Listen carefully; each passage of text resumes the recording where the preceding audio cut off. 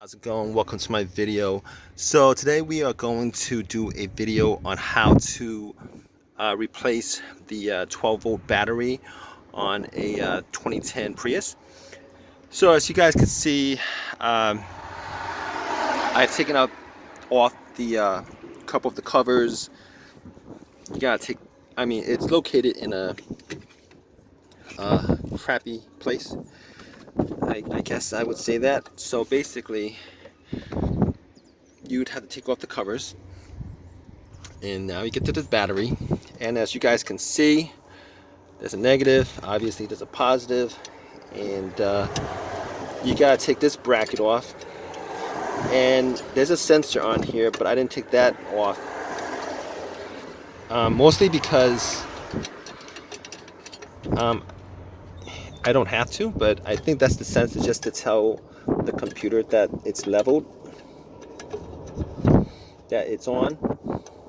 The battery itself, for whatever reason, the car needs to know that the battery is stabilized. That's the only reason why, it's not a negative or any kind. It has nothing to do with the battery. So basically what you want to do is you want to take the positive off, and just to let you know, you don't want that positive to be touching any part of the car, because the car is the ground. And then you gotta take off this, and which is the little vent tube. You want to pull it and not you want to pull it out. As you guys can see, if you guys just turn it to take it out, it's gonna break something. It's gonna break it off, because there's a little bracket here that prevents you from doing that. So once you have that off,